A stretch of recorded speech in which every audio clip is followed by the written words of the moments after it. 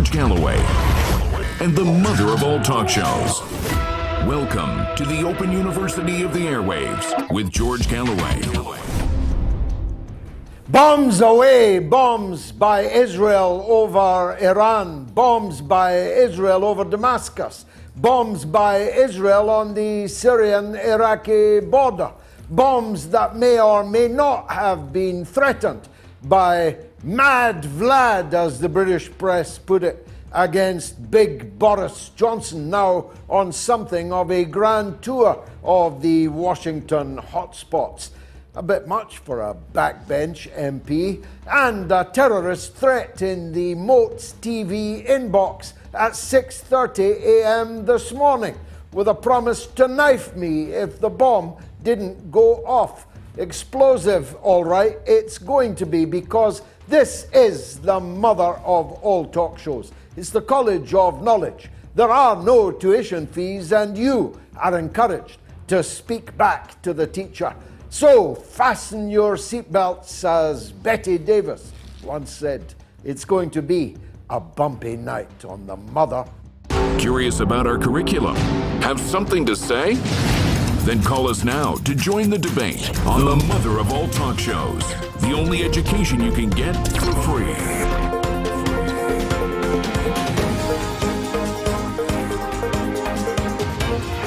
George Galloway, the mother of all talk shows.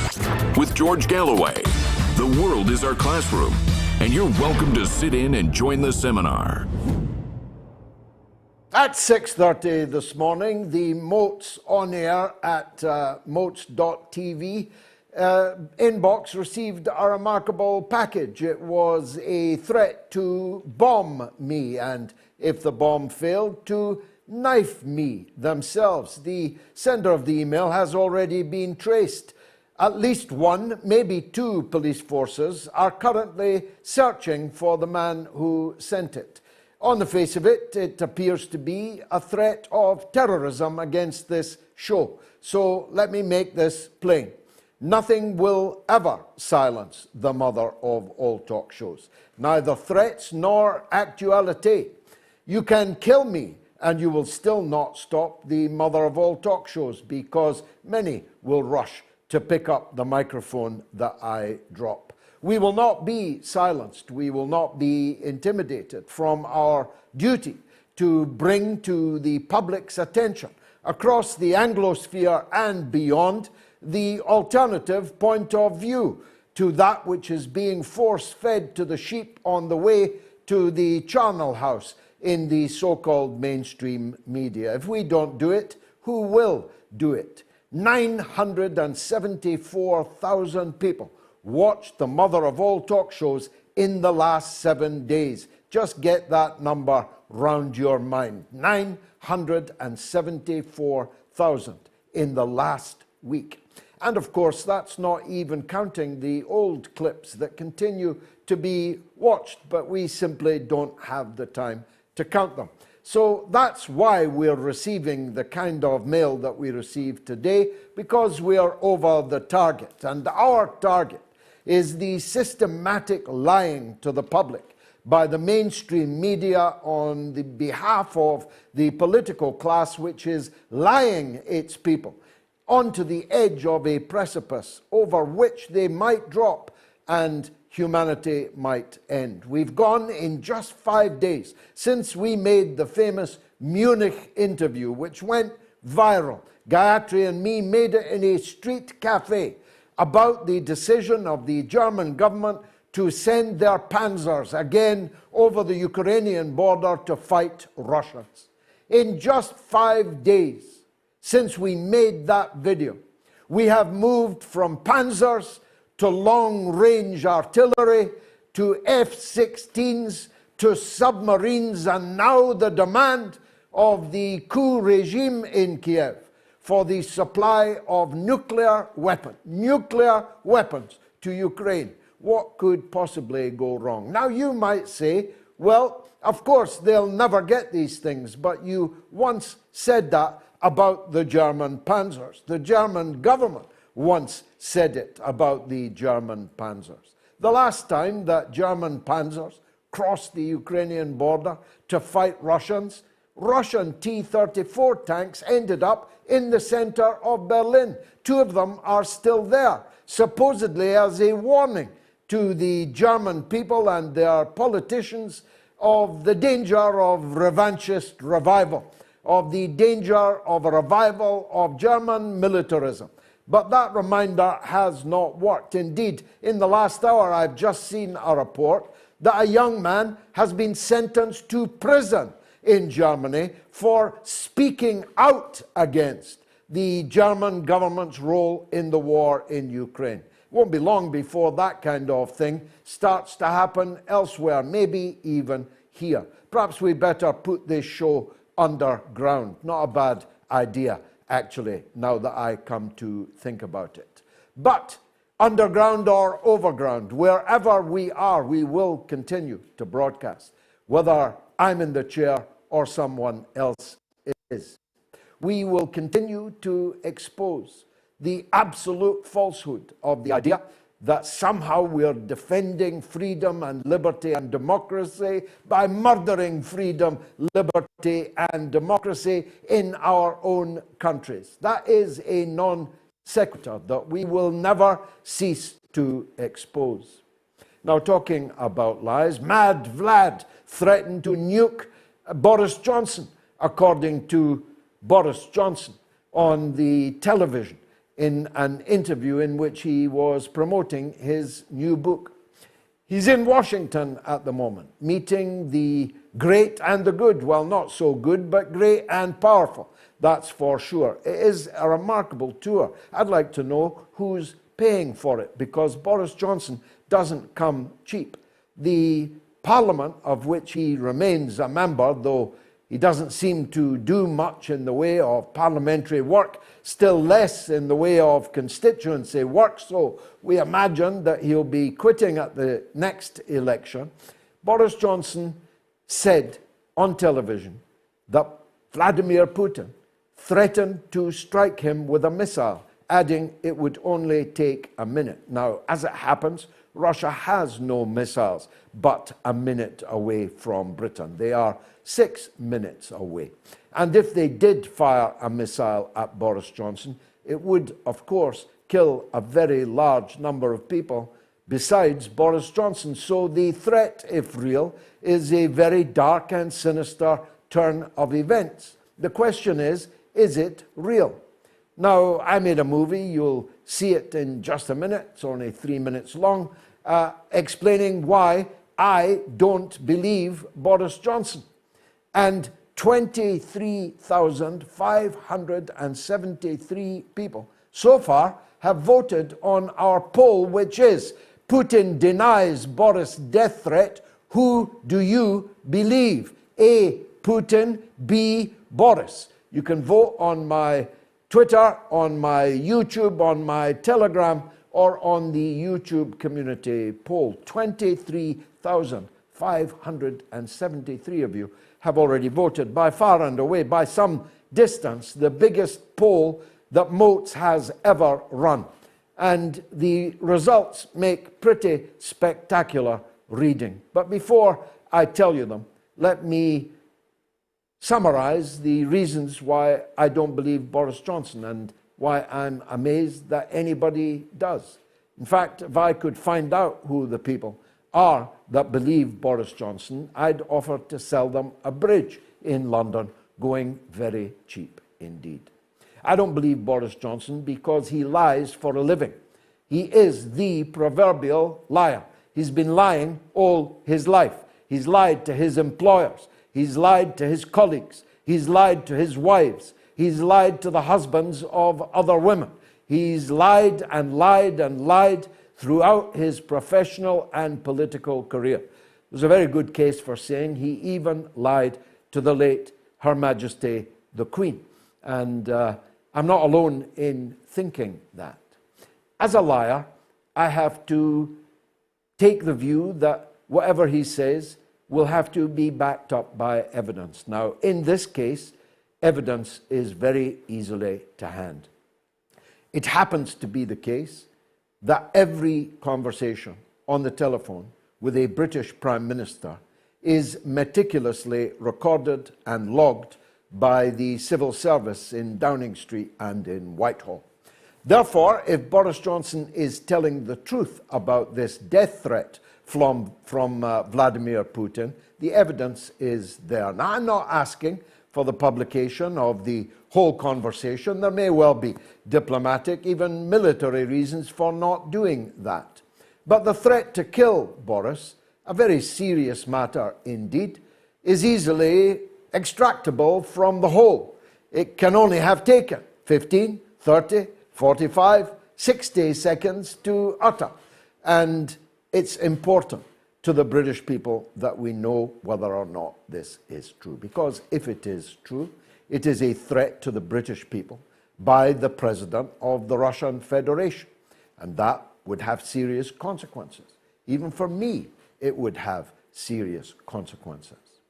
But if it is a lie, as I strongly suspect that it's a lie, then it would be the apex of a mountain of lies that has been erected here in the United Kingdom. There is no country in the whole world where war fervor is more at fever pitch other than in the United States, and not even in the United States as a country as a whole, but in the Beltway amongst the political class. There is no place where war fervor is greater than here in Britain, and that goes back a very long way. British establishment hatred of Russia is as old as the hills. We fought them in the Crimean War, quite an interesting title for that war, isn't it? We fought them in the War of Intervention in 1920 when we landed scores of thousands of British soldiers who hadn't even been allowed to go home at the end of the First World War, but were sent instead to fight Russians in Russia. Not a lot of people know that. 100,000 British and American troops invaded Russia at Murmansk, at Archangel, and in the Caucasus to try and regime change the government in Petrograd and later in Moscow. And they were defeated. There was a brief and glorious period when Russia was our ally, in which Winston Churchill repeatedly praised, hailed both Joseph Stalin and the Red Army and the Russian and wider Soviet people for breaking the back, in Churchill's words, of the Nazi war machine. 7 out of 8 casualties of the Nazi war machine were Soviet citizens, either soldiers or civilians. And of course, the beast of Berlin was crushed underfoot in the center of Berlin by the Red Army, and the military commander, General Zhukov, with very great prescience said, "We have crushed the beast underfoot in Berlin. Our allies will never forgive us." How perspicacious was that? And then, of course, we fought the Russians through the long Cold War, and now we're fighting them again. I say fighting. We're fighting them with America's army. We threaten them with America's army because, as I'm tired of saying, and you may be tired of hearing, the entire British armed forces could comfortably fit in to the Aston Villa football ground called Villa Park. And I mean the Army, the Navy, and the Air Force. Indeed, the Pentagon this very week downgraded the British military to a second-tier force. How humiliating. I must bring it up at the Oxford Union in a week or two when I debate with the head of the British Army and indeed the British Defence Secretary, Ben Wallace, whose ancestor was in the charge of the Light Brigade at Balaclava in the aforementioned battle at the War of Crimea. You can imagine I'm going to have fun at the Oxford Union. I wonder if a diplomatic illness will strike Ben Wallace somehow in the interim, and that he might not be able to make it. So our duty is clear. It is to expose lies. And if we are wrong, we will humbly eat pie. So let me make this promise to you. if Boris Johnson and the British government publish this tape recording, and it does indeed contain a threat to launch a missile within 1 minute at Boris Johnson and by extension the British people, I will eat this hat live on television for you. That's how confident I am that Boris Johnson remains always a liar. Now, let's hope the terrorist threat that was made to us at 6:30 this morning is resolved by the time I come off air. Because, you know, my family, my colleagues, the people working on this show have a right to prompt police success and a prosecution to follow. We'll be talking to the great Lee Camp, the most censored comedian in the world today, and probably the most censored comedian in the United States ever. And that's because his humor, too, is always right over the target. And Brian Berletic, a former United States Marine, a military analyst, almost without peer, is our other guest on the show tonight. So, fasten your seatbelts. It's going to be the mother of all talk shows.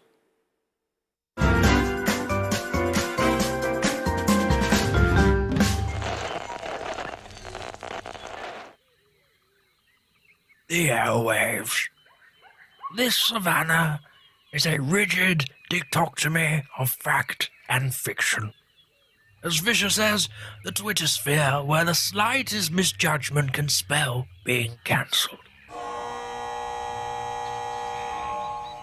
One species rules over the airwaves through its ability to adapt and survive in even the harshest environments. The George Galloway.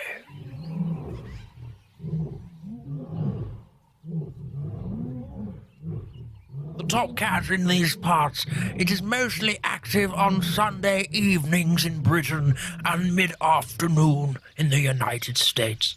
It seldom roars during the day. Most notable for its wide variety of headdress, it protects these parts from the mainstream media.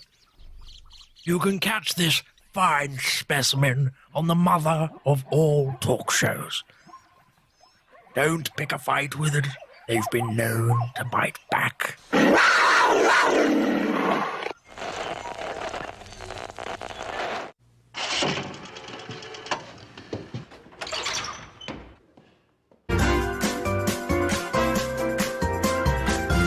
You are listening to the mother of all talk shows with George Galloway.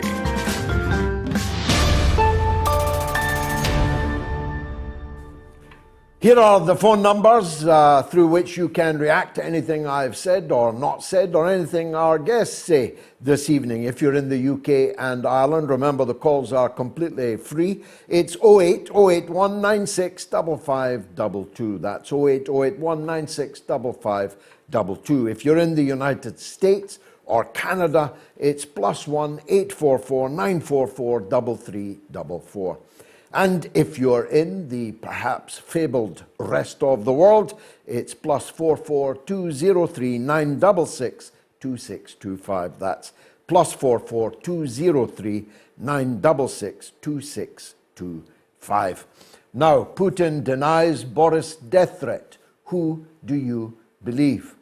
Here's how the voting has gone so far. On YouTube, 96% of 15,000 people believe Putin and 4% believe Boris Johnson. On Telegram, 98% of 1,139 people believe Putin and 2% believe Boris Johnson. By contrast, on Twitter, 43% believe that Putin is the one telling the truth, and Boris Johnson, 57%. That's out of 7,434. Now, there was a big push by NATO's mongrel support base to affect that poll, but they're either too stupid or too unnumerous to have attacked the other platforms on the poll. And therefore, they have, I'm afraid, singularly failed to affect it. 96% back Putin's version on YouTube, 98% back Putin's version on Telegram, and 43% back Putin's version on Twitter. I've got to say, it is extraordinary that people should be celebrating the fact that only 57% of 7,434 people back the former British Prime Minister in his account of such a serious matter, and 43% back the word or prefer the word of Vladimir Putin. On YouTube itself, on the show so far, 1,156 people have voted, and 97% of those believe Putin, while only 3% of those believe Boris. Of course, things could change. You've got an hour and a bit still to vote. You can vote on my Twitter, on my YouTube channel. Please subscribe to my YouTube channel. We're at 242,000 subscribers now. I'm determined to get to the 250,000 this year. So if you haven't subscribed by now, please do it. Or on my Telegram channel, t.me/George Galloway. Now, Lee Camp is a comedian, a political commentator, and host of Most Censored News, which will be most of the news, actually. And he joins me now from the United States. Lee Camp, welcome, as always, to the mother of all talk shows. Let's start with news so censored, virtually nobody knows it, that the Pentagon again failed its audit. In fact, has never passed an audit. What's that all about? Who's stealing America's money? Yeah, this is a massive story that has gotten almost no coverage over the past couple of months.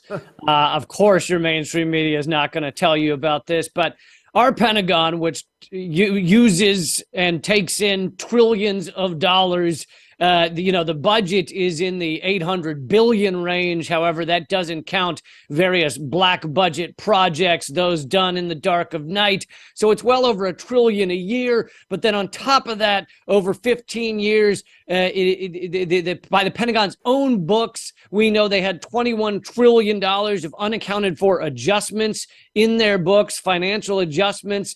And despite all of that, they have never passed an audit. They were legally obligated by Congress to do an audit starting in the 90s, and they never did one until about 5 years ago. They finally agreed to audit their books. It took over 1,000, I think maybe 2,000 auditors. It took hundreds of millions of dollars to do, and they came up with an answer after all of that work that they had failed their audit. And then a couple of years go by and they do it again and again and again. And just recently, for the 5th time, they failed their audit. And within that failure, they said they cannot account for over half of their assets. I mean, you couldn't make this up if you were writing a comic book or something. No, you couldn't. I mean, we used to be in something called the European Union, which never passed its audit either. But at least that got something of a public airing. At least they got an annual embarrassment out of it. I'm sure that the top brass of the military are not embarrassable. But you would have thought in a democracy that the politicians overseeing this kind of reckless chicanery would at least be embarrassable. Are they? No, and by all the evidence that I can see, Congress doesn't even seem to care. I mean, I have not seen any discussion by Congress about this yet again audit failure. The defense, secretary or one of his goons came out and did a little press conference where they said, we failed our audit, but we made progress. We came to a conclusion quicker. And my response to that is sucking quicker, failing quicker is not a win. That doesn't go down as you actually succeeding. And yet here they are with no shame saying that's the answer after 5 audits. And I don't think they will ever reveal their books, reveal what's actually going on. Like I said, in some of the revelations we've seen, we know that they can't account for over half their assets. And these are literally things like, it's everything from weapons to tanks to jets to buildings and roads. The Pentagon, with 900 whatever military bases around the world, literally doesn't know every building they own. They don't know if people are in the buildings they own. When the investigators go to check these things out, they often find that a building that they thought was being used is not. A building they thought wasn't being used is. They have no idea what with any of this stuff, where it is, what's happening. And of course, this is the largest mass murder machine in the world. And I don't mean that as some, histrionic term. This is literally the largest machine of organized human murder that exists in the world right now. And they don't even know where the weapons are, where the money's going. To what extent, then, is America a democracy? If an overweening military, as was warned of by General Eisenhower as long ago as the 1950s, has become so powerful as to be impervious even to the auditors, to what extent is America, they call themselves the leading democracy, to what extent is it a democracy at all? Whatever's less than zero on that level, because not only do you have all of the ways that our election systems are rigged in one form or another, of course the biggest one being simple money, but besides that, these people are not elected. These people running the Pentagon everywhere, throughout the entire structure of the Pentagon, these are unelected people. And then on top of that, the elected, so-called elected people that we have in Congress and in the White House, they aren't even looking into these books. They don't even seem to care that there's trillions of dollars of so-called missing assets and $21 trillion of unaccounted for adjustments. I mean, they are completely unaccountable to anyone, not the average Americans, not the representatives that supposedly represent us, and the mainstream media. They're supposedly supposed to be the ones that look into this type of thing, that call these politicians and this Pentagon to account for these horrible, grievous actions. And they, if anything, they generally defend the actions of the Pentagon. The New York Times famously did an article trying to defend the 21 trillion of unaccounted for adjustments, financial adjustments, by saying, oh, well, generals aren't very good at keeping the books, as if that explains $21 trillion. It, of course, cannot. It has to be something systemic. They have to intentionally be laundering this money. It is the world's largest laundering machine, money laundering machine, really. It takes the money from the taxpayers, which is really printed by our central banking system. It takes that money and it launders it through the Pentagon, and it puts it in the pockets of weapons contractors and politicians and think tanks, and it's a money laundering scheme. I mean, I was going to, it's a bit unfair because neither of us is an economist, but how can America afford all of this, Lee? Where does all this money come from? The last time I looked, the United States manufacturing base was shrunken, its infrastructure rotting and crumbling. I know that half of the people of the United States are either officially poor or on low incomes, 70% without proper health care, insurance, and so on. Where does all this money come from, and why is it spent in such a madcap way? Well, that's why I love coming on your show, because you get to the key question. You get to the heart of the issue. The truth is, America doesn't have this money. We go into debt to the tune of what is it, 30 trillion now or something like that. It's largely meaningless. Now, why does our currency not lose power when you're 30 trillion in debt and you're just printing money out of nowhere endlessly?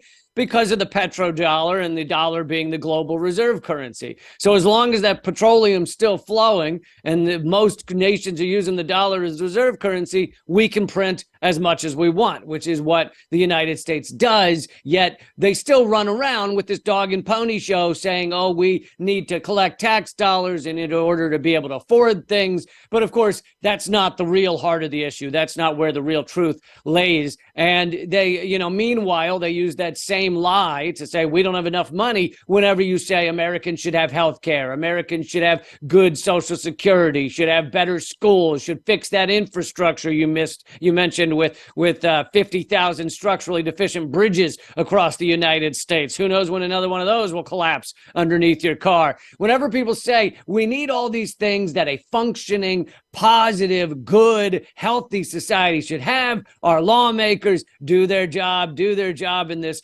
Shakespearean tragedy by running around and saying we don't have the money for that. But when it comes to dropping bombs, when it comes to weapon contractors, when it comes to funding proxy wars in Ukraine, we have all the money in the world. It's always there. And your friend and mine, Jimmy Dore, was on the show on Sunday, and he drew the analogy of the U.S. political system, the Republican Democrat dog and pony show. He drew the analogy of the Harlem Globetrotters. In other words, it's not really basketball, it's just a show. That didn't translate all that well to a UK audience. So I was thinking about how to do so, and it struck me it's like professional wrestling. The two wrestlers pretend to fight each other, and the audience pretend that they're watching a real fight when everybody concerned knows that it's an entirely choreographed farce. Isn't that right?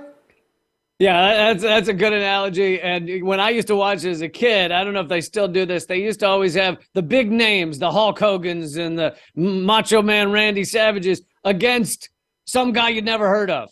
And you kind of knew who was going to win and who was going to lose because you knew it was choreographed and you knew the guy you'd never heard of wasn't going to beat Hulk Hogan. And that's what it is with the Democrats and the Republicans. The Democrats go, oh, we want to help people. We should do something for health care. We should, et cetera. And the Republicans go, no, no, no. And what do you know? The Democrats just can never get those things to happen. They can never really get a minimum wage, good minimum wage for people. They can just never make these changes. But they go through the show anyway. They go through the theatrics anyway. Although there has been one change over the past, 20 years. In that neither party seems to stand up against war at all. There's essentially zero debate against war. Maybe there's a couple of Republicans that are against the proxy war in Ukraine, but there's really no anti-war party even to pretend that they are against it. It doesn't exist.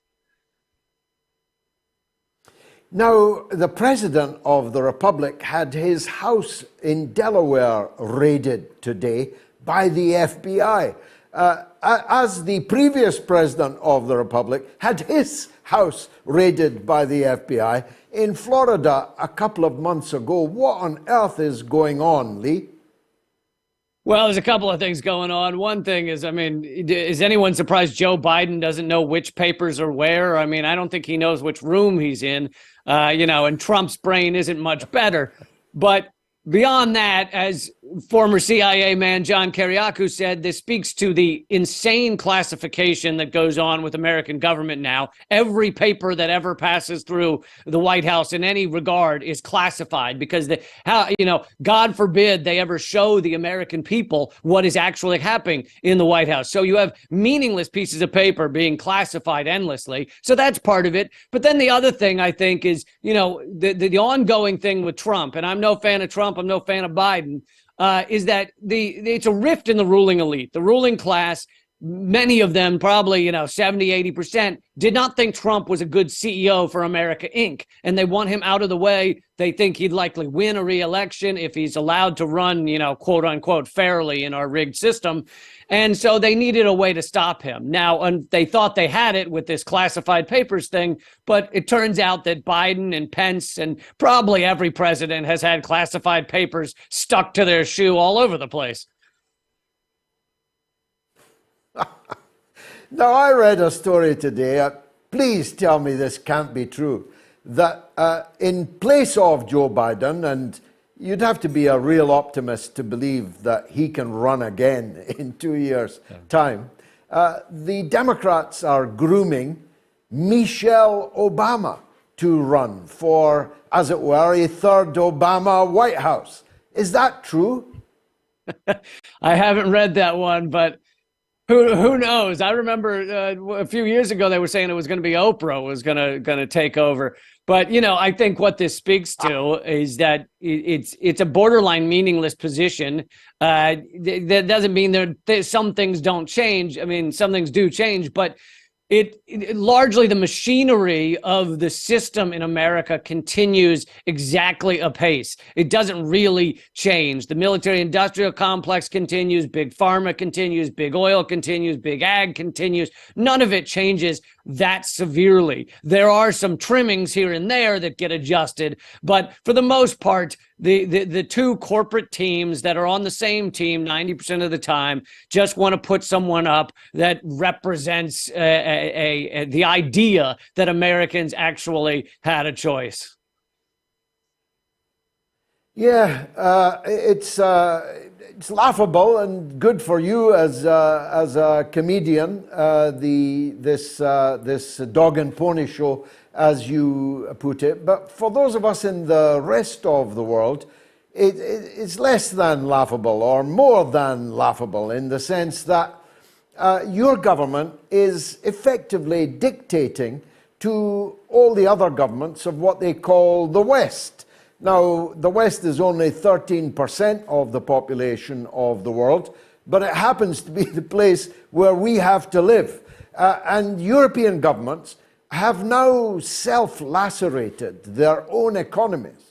They've self-harmed their own economies and their own people on the orders of a guy who, as you put it, doesn't know which room he's in, what day it is. You see our quandary here, Lee.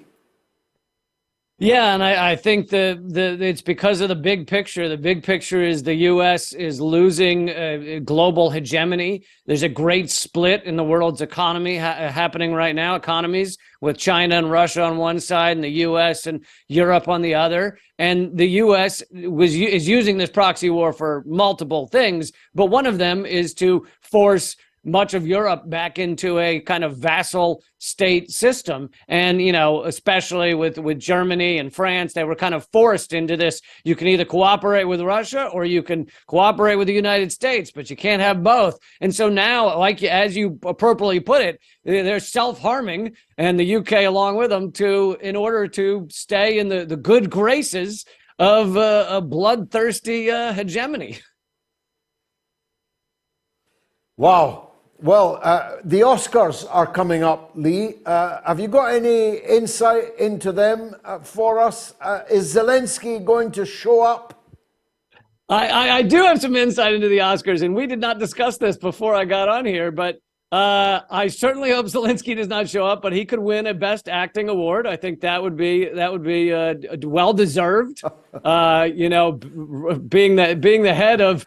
Being a Jew like myself and the head of a fairly neo-Nazi army is quite an acting achievement.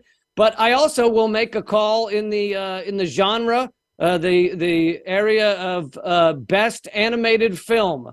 I think it will go to my brother's movie, Marcel the Shell with Shoes. My brother is up for best animated film. Well, I'm getting on that right away. If the bookmakers are still open, Lee Camp, thank you for joining us on the mother of all talk shows. How remarkable, I had no idea. Putin denies Boris' death threat. Who do you believe? A, Putin, B, Boris. You can vote on my Twitter feed, on my YouTube, on my Telegram, or on the YouTube community poll. 25,327 people have voted so far. Or you could phone the show on 08081965522 if you're in the UK and Ireland, or in the US and Canada, +1 844 944 3344, or in the rest of the world, 44203 966 2625. I'll be right back.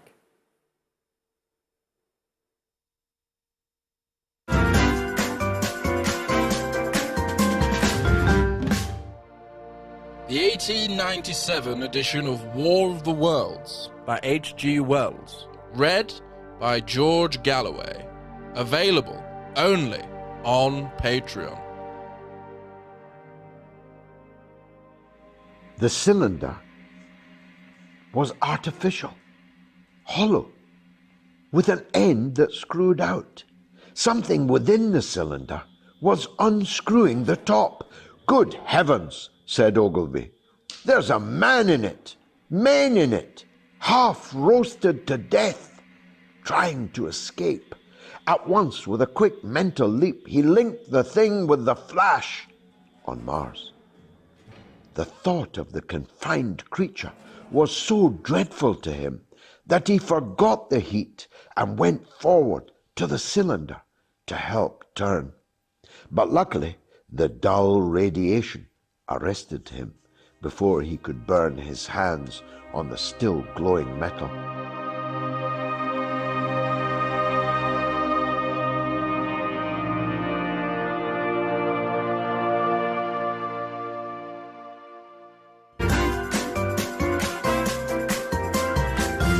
You are listening to the mother of all talk shows with George Galloway.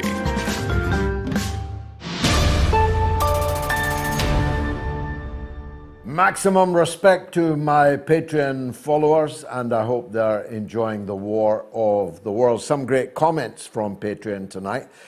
George, can you please have some world-class economists on your show? We are in an East-West economic war, yet the economy is poorly understood by many. For example, does raising interest rates really lower inflation, or is it an excuse to raise it?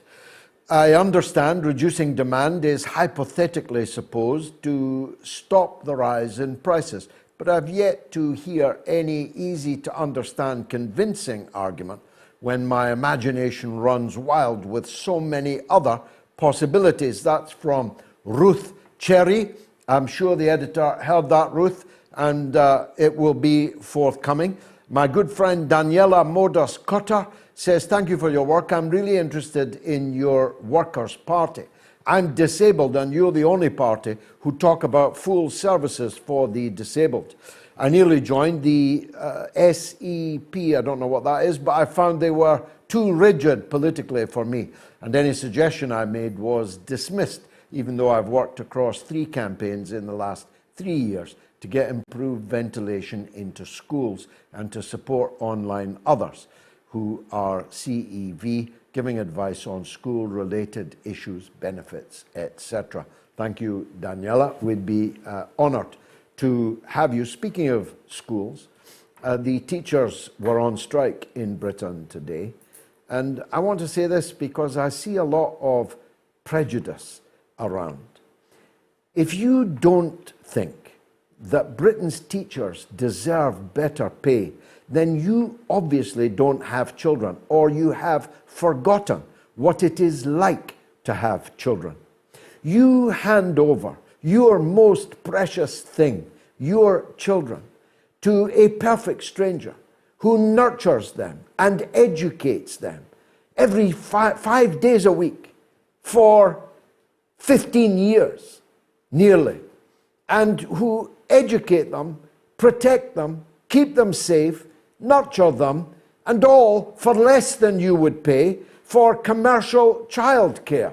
Get real. Our teachers deserve more pay and more respect. Now, speaking of respect, I took to my library this week to talk about my respect for the former Prime Minister, Boris Johnson. Just before you vote, take a look at this. Boris Johnson claims that Vladimir Putin threatened to kill him.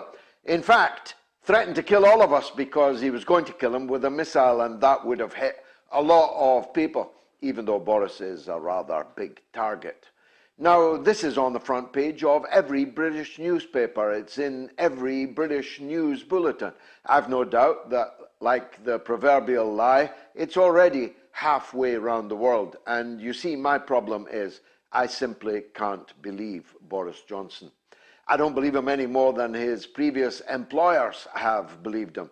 His previous wives have believed him. Other people's husbands have believed him. I don't believe him any more than the Conservative MPs believed him when they sacked him, or the Parliament believed him, or I'm sure the late Her Majesty the Queen ever believed him. He lies for a living. Otherwise, he would have told us this remarkable story before appearing in a paid-for television interview in order to break this news. However, there is a way for Boris Johnson to prove me wrong.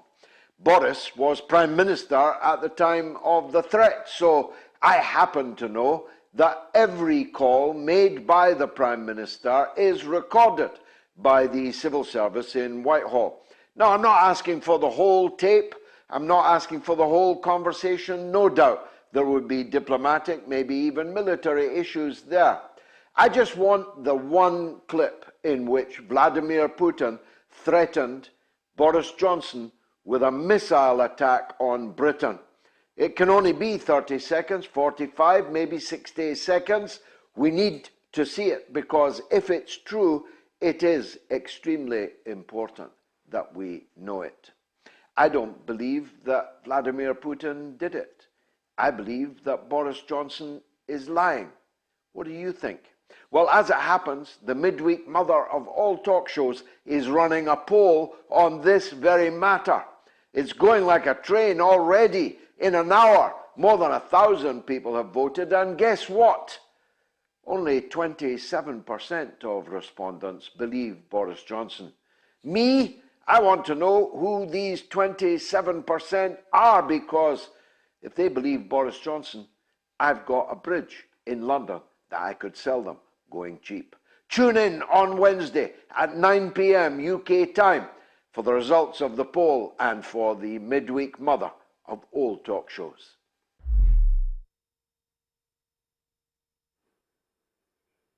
So since then, of course, 25,000 people have voted, and it is ruinous, devastating for the credibility of Boris Johnson. On YouTube community, 96% of 15,000 voters believe Putin rather than Boris Johnson. Of 1,100 voters on Telegram, 98% believe Putin over Johnson. On YouTube, of 1,400 people, 97% in fact believe Putin. In fact, the only place where anybody believes Boris Johnson is on Twitter. Make of that what you will, but you can keep on voting. The poll is still opening.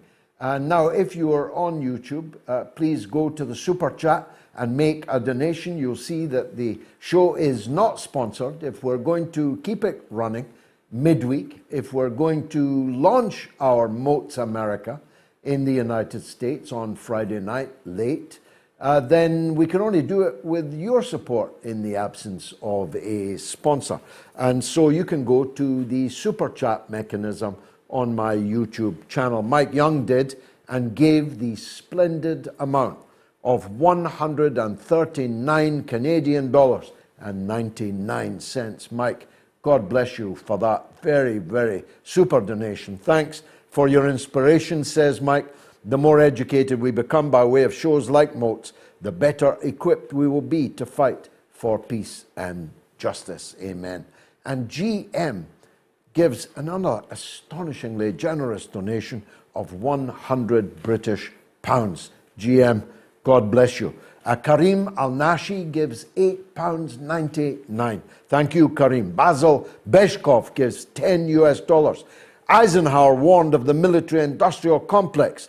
Kennedy got the memo in Dallas. Very well put, Basil. Accuracy in 4K gives £5. I have my ticket to No to NATO, No to War in London, and look forward to a MOATS America. Thank you, George, for your bravery and speaking the truth. Thank you so much. Boca Janduma gives €6. NATO is down to knives now. Yes. Ange, 2,099 gives £4.49. Thank you, Ange. She says, long live GG. Well, we'll see about that. Richard Paquette gives $9.99. Life in the time of the Ministry of Information's outing. Thanks, Mr. Galloway. Thank you, Richard, so very much. Please give generously as you can. Let's go to Bristol, take the first call of the evening, where Andrew wants to talk about the Ukraine. Go ahead, Andrew. Hi, George. I just want to say first off the top of my hat, thanks for all the amazing help you've done for the Palestinian people all down the years. From the bottom of my heart, thank you for that. Thank you, Andrew. It's my duty. Wajib. Right, Go ahead. George, I've seen lots of videos on Telegram, right, where they've been bundling these teenage boys into the car. And when they protested, they've been being beaten, and the parents was hysterical at being dragged off. And just one more thing, George, I've seen a video of a 79-year-old woman in Solidar, and the two soldiers from the Kraken had shot her in the leg, and she was hiding in a bombed-out house. And when the mercenaries from Wagner got to her, they were saying, no, there's a lady in there. And the incredible compassion, George, that these Wagner and these Russian soldiers show to the elderly, all up and down the line, they call them grandpa, grandma. It's just amazing, George. That's all I wanted to say. And do you think, George, if the British public was shown this, do you think that they would turn on the government or not, George, if they actually saw this, what I saw? Well, they're not taking any chances on that, Andrew. This is the least photographed war in history. At a time when technology would allow us to see every battle in real time, we are not. We're reduced to watching videos on Telegram. We have, I presume, many correspondents, film crews and the rest, but there is no footage of the war on television. And that is precisely for the reason that you have inferred. That if the people knew the reality of the war, the reality of the people that are most in the front line of the Ukraine fighting forces, they would call for a halt to all of this.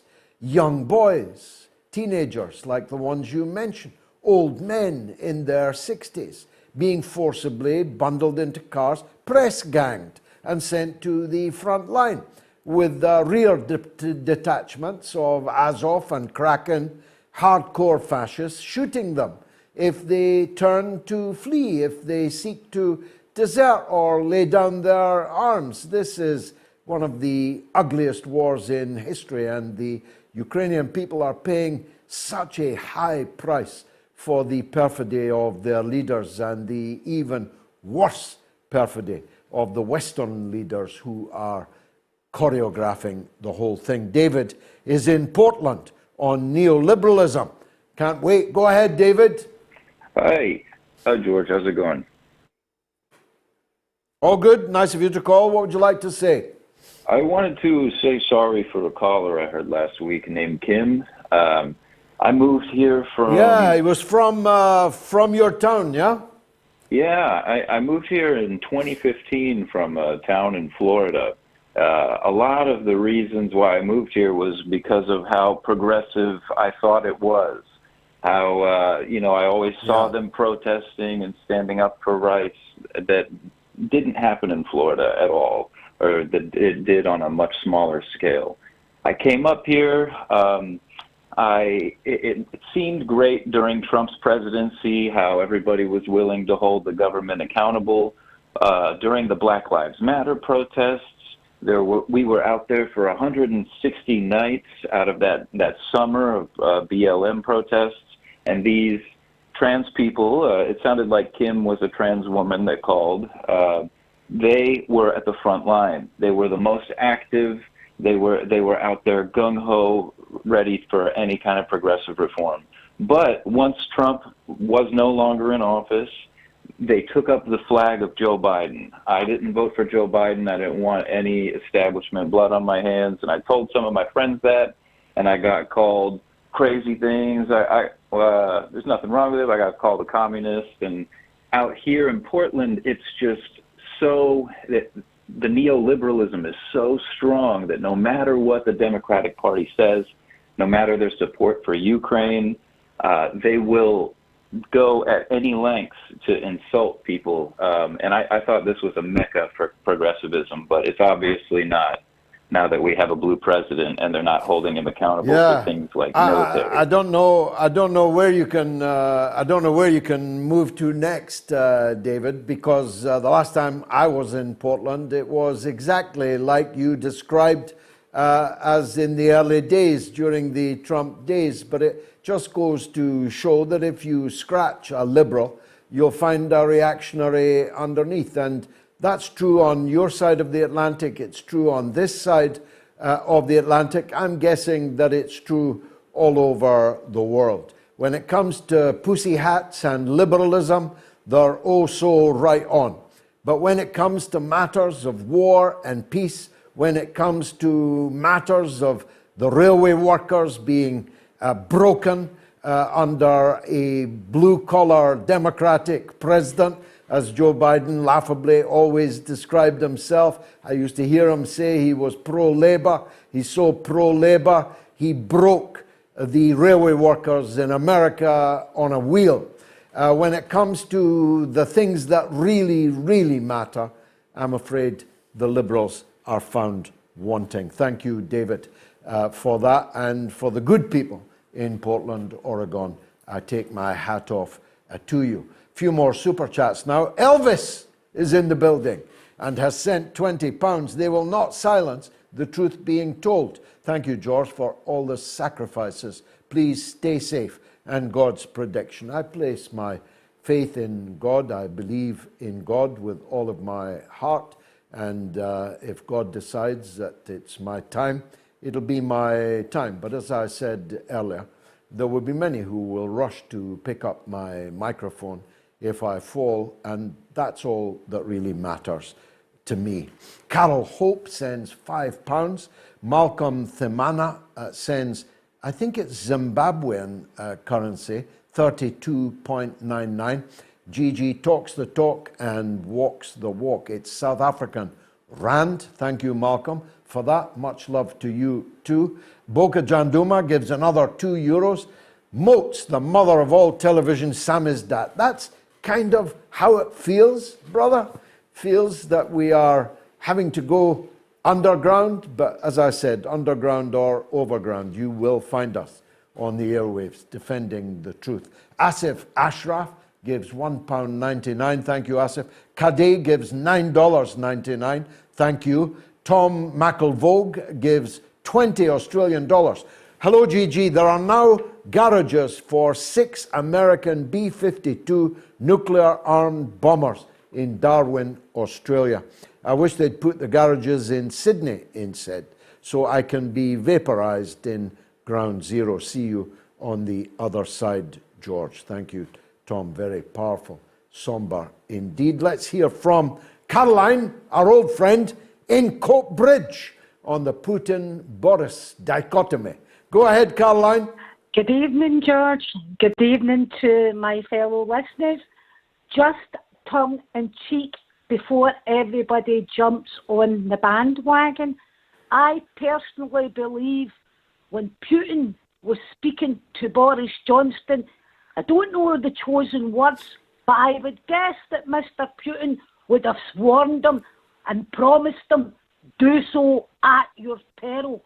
Now, whatever these words were, right, I cannot decipher, but I do not believe that Mr. Vladimir Putin would sit back and allow Mr. Johnson to dictate to him and tell him, we will be facing nuclear arms at Russia.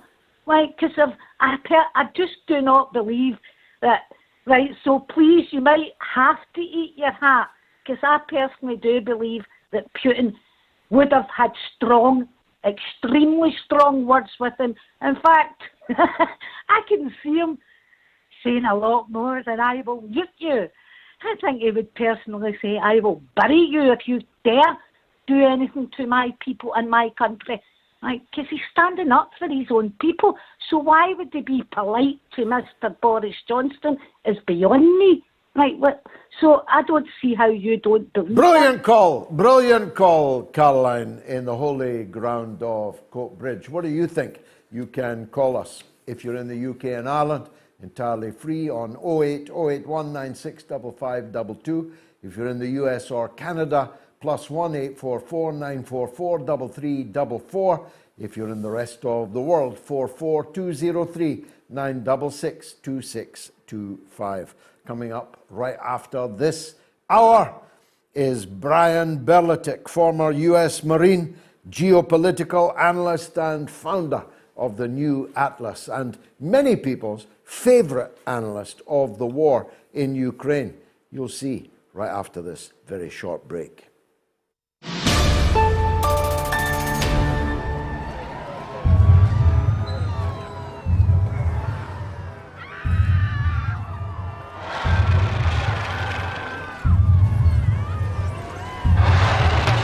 Mr. President, we got a report of a 50-foot woman marauding through Washington, sir. Thank you, Captain. But I'm looking for a shorter woman, one who likes to take long strolls in the park and yell at minorities. She's not looking for a date. She's terrorizing the city. Is there a difference?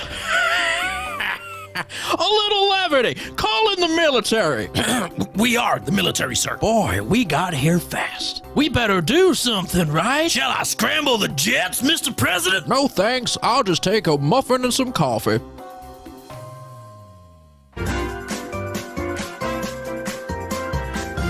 You are listening to the mother of all talk shows with George Galloway.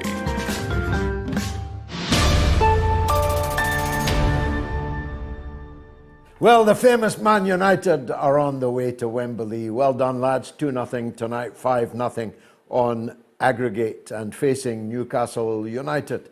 And that's going to be quite a final. I know for many of you that's not of any importance, but it's of great importance to me and my boys. We're reconnecting to Brian at the moment, so we've got the very best line. So let me set the scene as I see it. In just a few days, as I said, we've moved on from whether or not NATO countries should supply German Panzer tanks to the Ukrainian armed forces. We've moved on to a demand from the regime in Kiev for long-range missiles that could land shells inside Russia and, of course, create a state of war between NATO and the Russian Federation, which would quickly escalate, I promise you, into a nuclear war. At least battlefield nuclear weapons, and then, as soon as somebody was losing, the stepping up to intermediate and even intercontinental nuclear exchanges. The end of the world, in other words. But that's what the Kiev regime are demanding. Now, you may say that nobody in their right mind would agree to that demand, but that's what you said about the German panzers, with all the history redolent in such a decision. They have even demanded one of Germany's submarines from the German Navy, although, as Medvedev put out, Ukraine will soon have no sea to sail it in.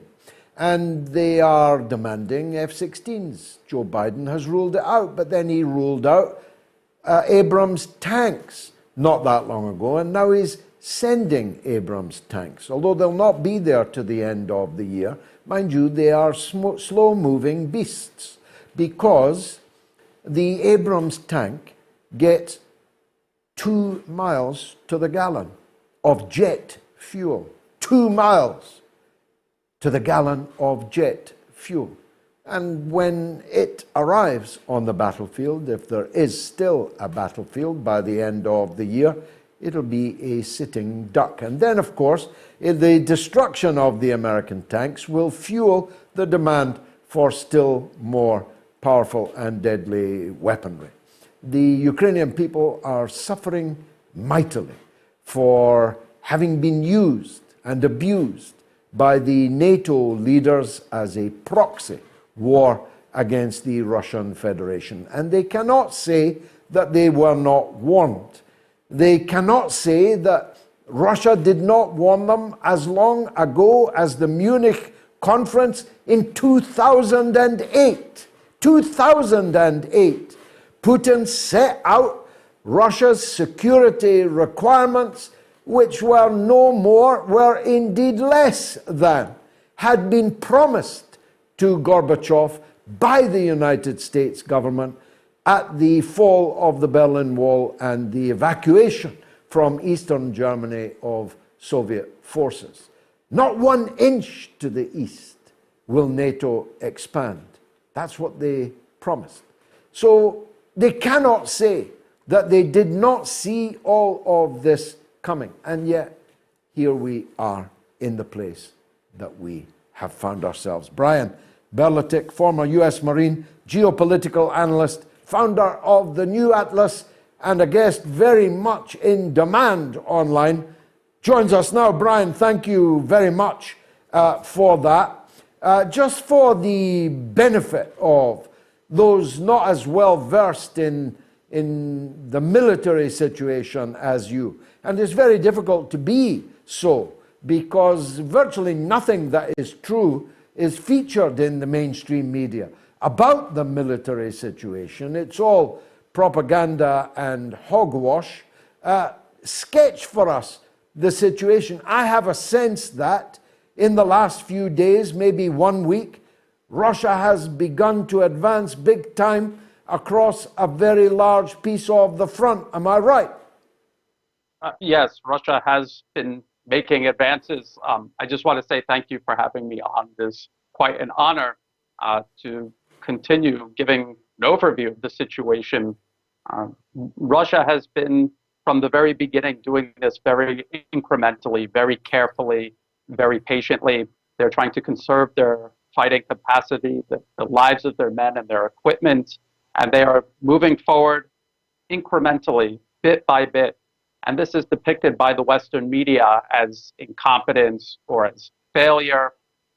And this is all because the Western media wants to perpetuate this proxy war for as long as possible and for as long as profitable.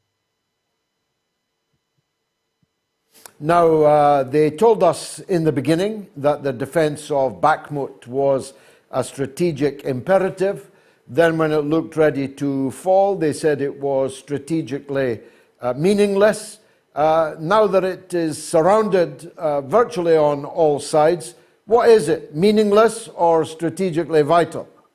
It's interesting because now they're using the encirclement of Bakhmut as impetus to call for all sorts of new arms shipments, tanks.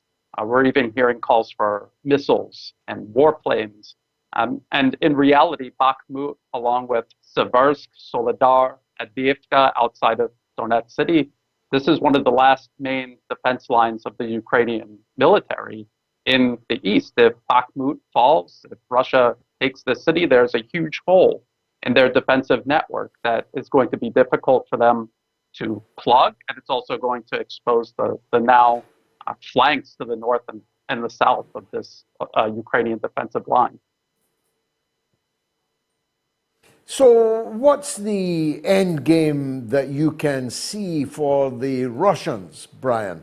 At first I thought that they were going to seek to consolidate along the Dnipro river, hold the east, Donetsk, Lugansk.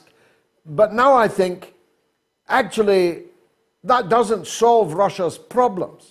At the very least, they have to take the entire coastline and leave Western Ukraine landlocked.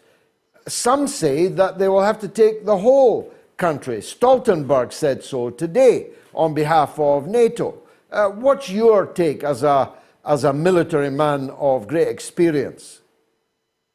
I think that Russia is eventually, their goal right now is to demilitarize, to secure the Donbas region. As they do that, though, as they demilitarize Ukraine in the Donbas region, if the Ukrainian military is destroyed, how are they going to defend territory anywhere else in Ukraine? So a lot of people are talking about Russia having to fight their way to Odessa to leave what's left of Ukraine landlocked, they might not have to do that. If the Ukrainian military's fighting capacity collapses, if the government in Kiev collapses between military defeat, the infrastructure being whittled away, they might not have to fight their way to Odessa. It may just kind of fall into their hands. I find it very difficult to imagine this war ending without Odessa being once again a Russian city. Can you? I have speculated from the very beginning that eventually they will want Odessa one way or another. Now, the Russian government has never said anything to that effect, although there have been some hints toward it. But I agree. I think the end game here has to be a Ukraine that no longer poses a threat to Russian-speaking Ukrainians inside what's left of the country and to Russia or any other of its neighbors. What would happen classically here, Brian, and if I'd had time to research it, I'd have given you an example, but I know that it's the case.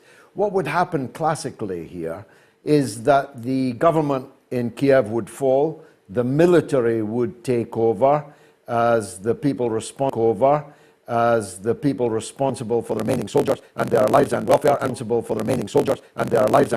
would seek to negotiate a settlement with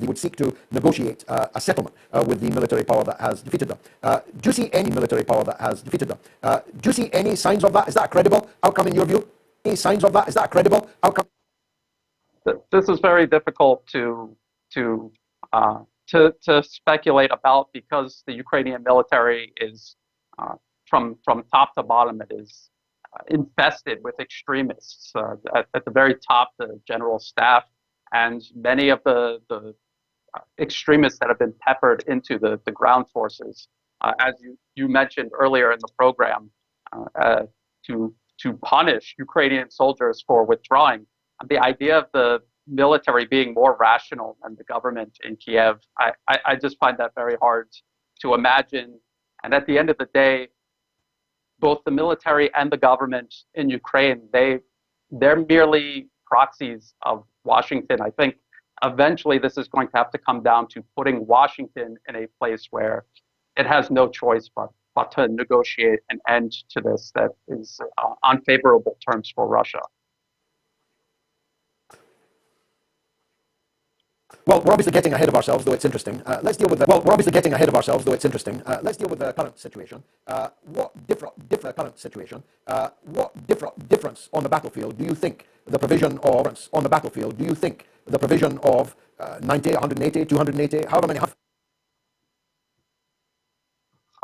These tanks that they're sending, I don't believe are going to make any difference. NATO has sent hundreds of Soviet-era tanks to Ukraine, tanks they were familiar with, that they could maintain themselves, that they had ammunition for, and Russia destroyed all of those. Now the idea is to send Western-made battle tanks that Ukraine has no experience operating or sustaining on the battlefield. They're going to have to be trained from scratch, even if they were tankers previously. This is still going to take months, if not years, to set this up.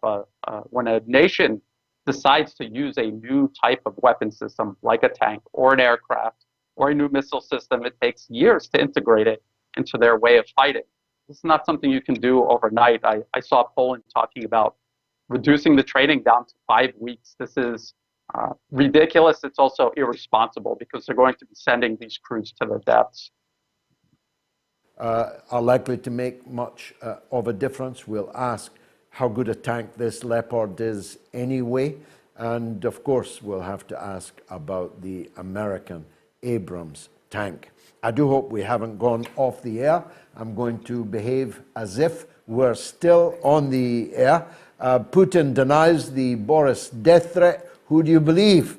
Well, 26,756 people have voted, and it's on YouTube community, 96% pro-Putin, 98% on Telegram pro-Putin, 97% on YouTube on the show pro-Putin. Only on Twitter where 7,982 people have voted. Is there any kind of majority for Boris Johnson? The fools in the kennels of the NATO mongrel pack didn't realize that actually there was thousands of people voting on these other platforms. You'd need, as Oscar Wilde said on the death scene of Little Nell, a heart of stone not to laugh. Whoop, whoop. Now, Brian Berletic is back. Brian, just before we were rudely interrupted, I was asking you how effective you think, just to give one example, the 2 Leopard tanks being donated by Canada might be on the battlefield. All the others coming from Germany and elsewhere are likely to be. What's your take on that? So as I was saying, NATO has already sent hundreds of Soviet-era tanks to Ukraine. Ukraine started the special military operation out with around 1,000 tanks. The ones that NATO had previously sent were tanks that Ukrainian crews would have been familiar with, their technicians able to maintain on the battlefield. These new Western main battle tanks that they're going to be sending to Ukraine, you have to train the crews, the technicians from scratch. If anything breaks down on them, they have to be sent back to Poland to be repaired. That's a 1,000-kilometer trip one way from the front line, and then another 1,000 kilometers back to the front line.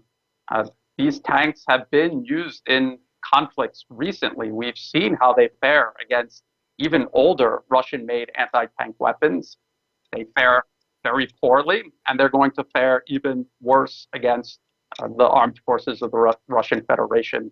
So they're not going to make a difference. It's going to drag this out longer. It's going to get, unfortunately, more people on both sides killed, but it's not going to change the outcome. Now, I made the point earlier that Joe Biden has ruled out the supply of F-16s currently demanded. Germany has ruled out giving one of their 7 submarines from their navy. And so far, nobody is giving this long-range artillery.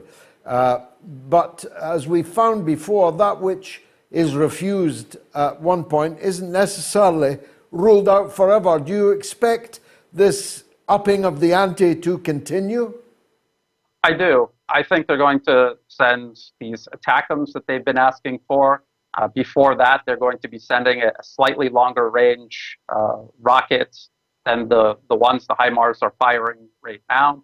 I believe they're going to start making preparations to send aircraft because they have no better alternative. The only alternative that they have is to either negotiate an end to this on Russia's terms, leave Ukrainians out on the battlefield with just small arms. They can't do either one of those at the moment. The problem that the US and NATO have is they're not capable of winning this conflict, and they're not psychologically capable of losing it either. And so they want to draw it out for as long as possible. And that's what this whole process involves. And incidentally, and going back to some of the things Lee Camp was saying, they will be making huge sums of money doing this. Backfill orders. These M1 Abrams the U.S. is talking about sending to Ukraine, these are going to be built specifically for Ukraine. That's why it'll take over a year to get them there. So they're going to make a huge profit, win or lose. Now, the situation with weaponry, of course, is one thing, but an army marches first on the economic strength of the country whose army it is. Now, Ukraine now effectively has no economy at all. So what about the economies of the countries that are fueling the war? They are all in recession or about to go into recession. The German economy today in recession, the British economy in recession, the other European economies in a parlous state. And the other thing it marches on is the morale of the society back home. Now, as I said at the beginning of the show, the reason why this war cannot be honestly debated in the Western mainstream media is that there is no popular support in Western countries. It shrunk. It existed last summer, wave of sentimental waving of flags and so on, but it has rapidly shrunk and collapsed, actually, as the economic situation, the energy bills, and so on have come home to roost. So we have Western countries whose public have to be denied truthful information in order to quell any potential revolt against what we're doing. The economies of the countries doing the fueling in a powerless state, that doesn't all add up to a war-winning formula to me. Does it to you? I think, unfortunately, the West will find the money to keep pumping into Ukraine. Now, as you're alluding to, it's going to make Europe suffer first and foremost. The United States to a lesser degree, but they have problems accumulating over many years of fighting endless wars to begin with.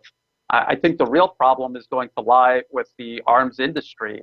Despite all of the money they make, they try to maximize their profits. And to do that, they have cut corners where having your production always ready for a conflict like this does not exist. That capability does not exist, and it's not something you can turn on overnight. It's going to take them years to regain this capability, and Ukraine doesn't have years. So I think that is going to hit before anything else. The money pouring into Ukraine instead of into infrastructure and programs back across the West, that's going to hurt the public. But as you say, and as your poll that you're conducting is suffering this attack by people who are obsessed with manipulating public perception. And that's what most of this is all about, manipulating public perception as if convincing everyone that you're winning is the same as actually winning. And I think they're going to learn the hard way that it's not the same. Yes, I firmly believe that. I'm a bit surprised that, perhaps I'm being snobbish, that the British civil service dirties its hands with this kind of thing, but perhaps I'm thinking of a civil service that no longer exists. But when I see the filth, the obscenity, the misogyny, the sexism, the homophobia, obsession with male appendages and what comes out of them and so on, of the NATO support base, it shocks me that that's the best army of trolls that Western countries are able to field. I would have thought if they could have fielded a couple of hundred Brian Berletics making a better fist of what they're trying to do, they would have more success. Are you shocked at how low rent, low grade the NATO propaganda on the ground actually is? I really am not, and it's a problem that goes all the way to the top. We see policymakers in the West, the idea that they thought that they could do this, the idea that they could just send weapons, not realizing that their industrial base is not capable of it. This is incompetence, delusion, and also just a complete lack of humanity to start a war like this in the first place, a proxy war like this in the first place, and then as it filters down to the people, say on Twitter, trolling people. I mean, it doesn't surprise me at all that they are so lowbrow and their tactics are so infantile. Really, I mean, there's no other way to put it. No, that's right. They're like vulgar teenage boys in their mother's attic, sitting in their vest and pants, pounding away on the keyboard. But I am, I must say, surprised at it. But what you raised there, Brian, is what I call the $64,000 question, which used to be called that when 64,000 was a lot more dollars or worth a lot more than it is today. Are our leaders fools or knaves? You see, if I was going to start a war when my military-industrial complex could not actually service that war, did not have the wherewithal to arm that war. I mean, the British Armed Forces it was said by the Pentagon just this week, would run out of ammunition in a few days in a war with Russia. If I was a politician deciding to sanction the Russian economy, when I knew that actually I was harming myself far more than I'm going to harm Russia, the ruble, the best performing currency of the year, the Russian economy doing better, projected by the IMF to do better this year than the British economy, despite all these sanctions and so on. I'd run the risk of people saying, well, you're too stupid to be running our affairs. And if you did know it but did it anyway, you're too wicked to be running our affairs. Which is it, fool or knave? It's a very hard choice. What I see is a system that over the decades, the people at the top have become greedier and greedier. There's nepotism. People are getting in just because of who they know, not what they actually know about whatever role it is they're supposed to be serving in. And we see this greed and this incompetence together. This is what's driving U.S. and Western foreign policy. We saw it in Afghanistan. They spent over $1 trillion on this 20-year-long war on programs that, when you see them on paper, it looks like if they actually implemented these programs, Afghanistan would have been the 51st state of the United States. It would have been that integrated into the U.S. system that they were trying to build internationally. But because of the greed, the corruption, the incompetence, all of that money was just pilfered. The programs were never fully implemented. The people supposed to implement them just wanted to collect their money, go home and spend it. And I think we're watching this come to its final destination with Ukraine, with Russia, because this is a proxy war with Russia, and also with China. I mean, they had this plan to encircle and contain, dismember, divide and destroy both Russia and China. They're out of time. As Russia reemerges and as China rises on the global stage, they're out of time. They're rushing, and when you rush, you make bad decisions. We're watching those bad decisions get made every single day. What did you make, pardon me, of the US general who, thinking he was talking privately to 110,000 people, last week said that the US will be at war with China within 2 years? Extraordinarily precise as well as reckless. Yes, exactly. The way the Western media is trying to spin this is as if China is going to somehow provoke a war with the United States or leave the United States with no choice but to wage war by 2025. But in reality, it goes back to what I say. They are out of time. The U.S. needs to provoke a war with China by 2025, because after 2025, China is going to be economically and militarily too strong for any conflict between the U.S. and China to end in Washington's favor. So they feel sooner than later. I think they're doing the exact same thing in Ukraine with Russia, and they're simply not prepared for it. They ran out of time, but they're going to do it anyway, because the choice is between trying and possibly succeeding, even if the odds are against them, or being forced to give up this primacy they've held over the planet. Western society has held over the planet for generations.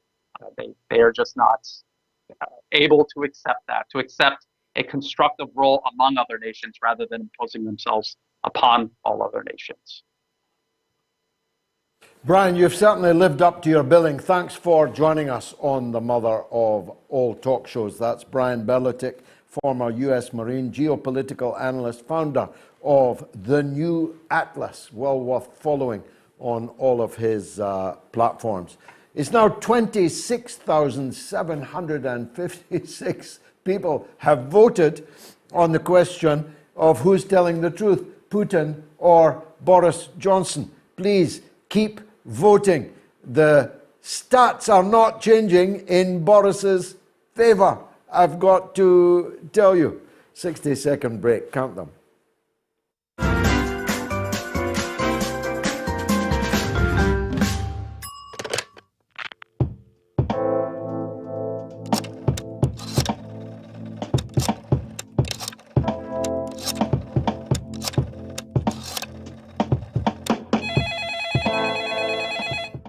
Donald is in Inverness on Assange. Go ahead, Donald. Hi, George. Good to hear from you again. I'm phoning about Assange, but really your audience is highly privileged to benefit from your international research.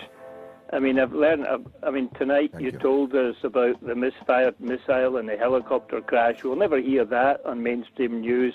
Last time, Gonzalo Lira told us about Poland doubling its armed forces. These are very important pieces of information.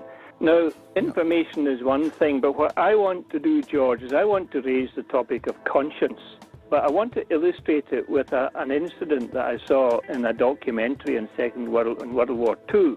A U.S. soldier called Glenn Fraser had a Japanese officer's sword at his head, ready to chop it off to make him an example to others. And he was told that he would die for having his hands in his pockets in the cold weather. And did he have any last words to say?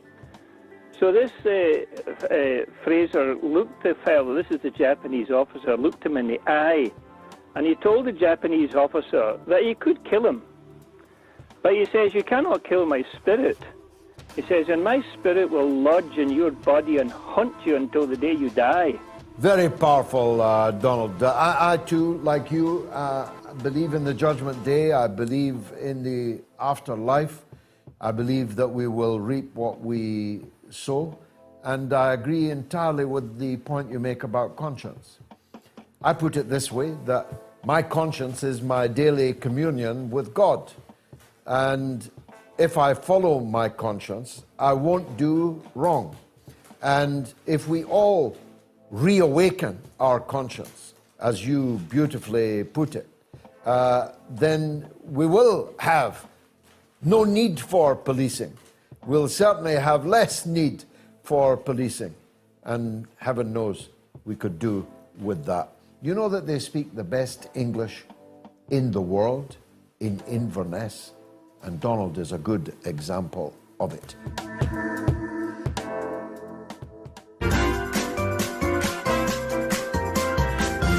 You are listening to the mother of all talk shows with George Galloway.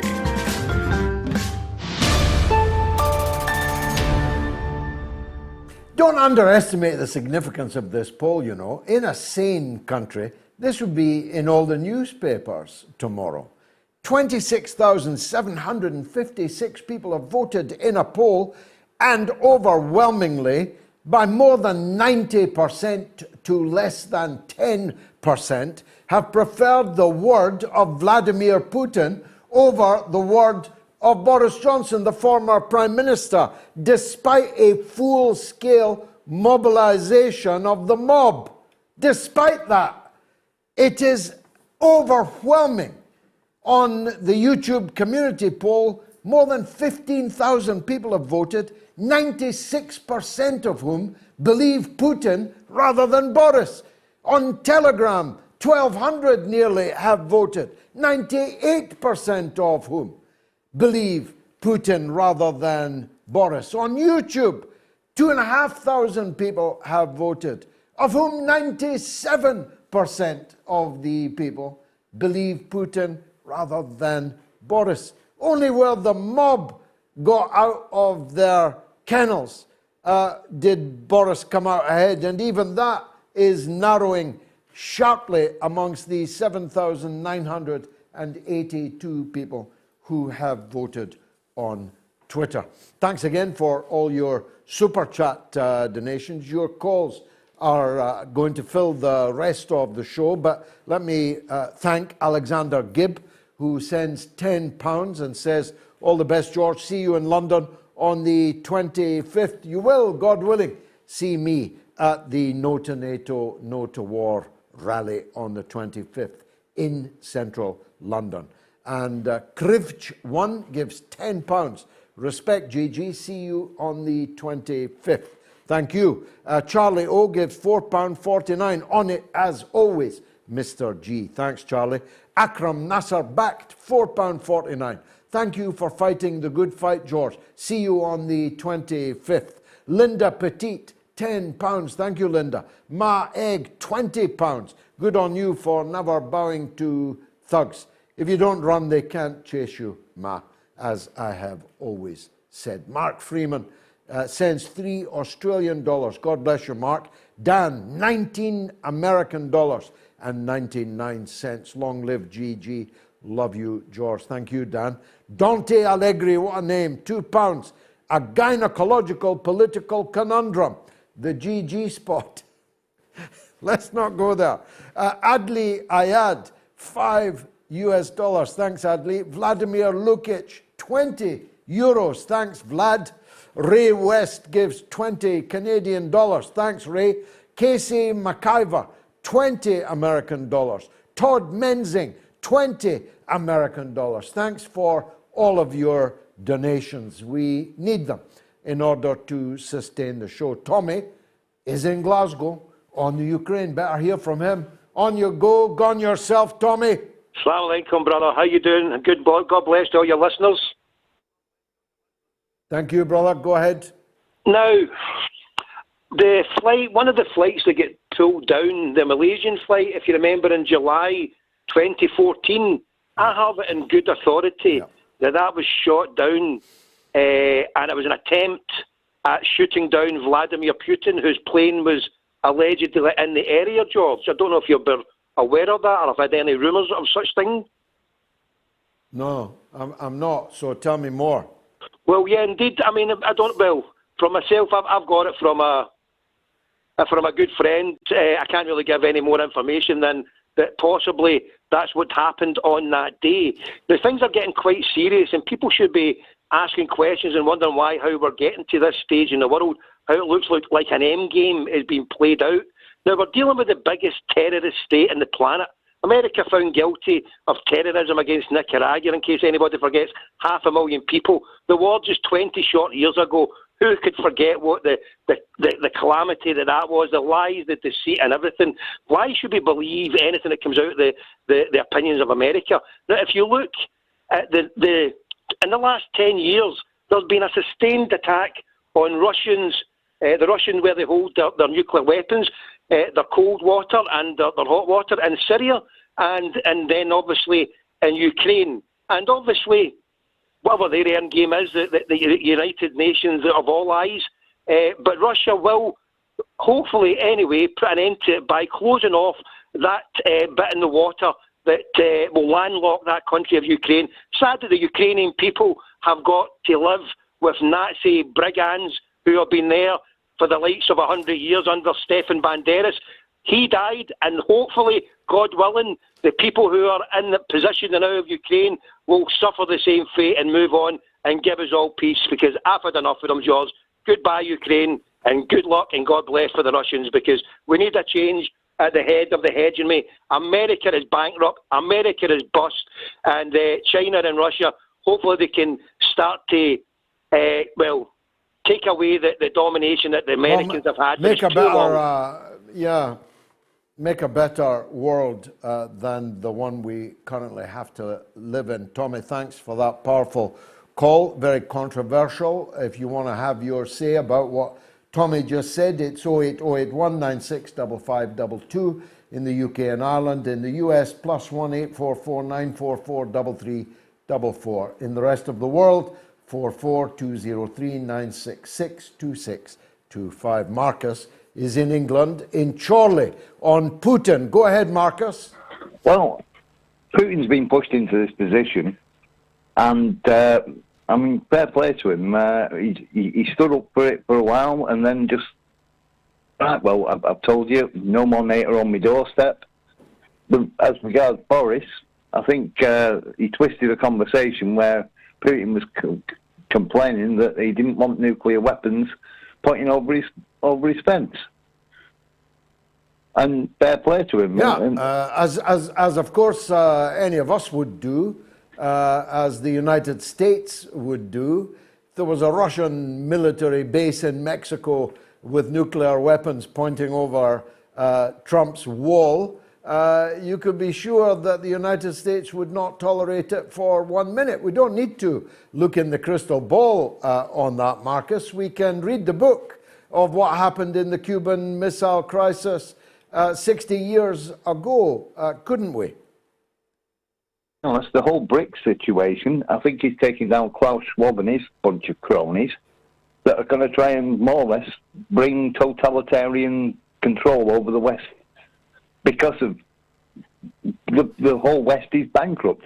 And that's why everybody's willing to give their arms to the Ukraine, because they're giving away the scrap that they've been in mothballed for God knows how long.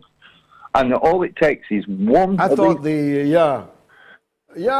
accident. I thought the funniest thing was the Taliban offering to sell Russia all the American tanks and weapons that were left behind when Joe Biden done a runner in the middle of the night running away from the Taliban on their bicycles. Marcus in Chorley, thanks for that call. YouTube comment from Felix Lopez. 3 times as many Russians died in the siege of Leningrad, September 8, 1941 to January 27, 1944, than Americans died in the entire war. Russia is defending the motherland and Americans don't get it. Thanks for that, Felix. Chidi is in Manchester on Putin. Go ahead, Chidi.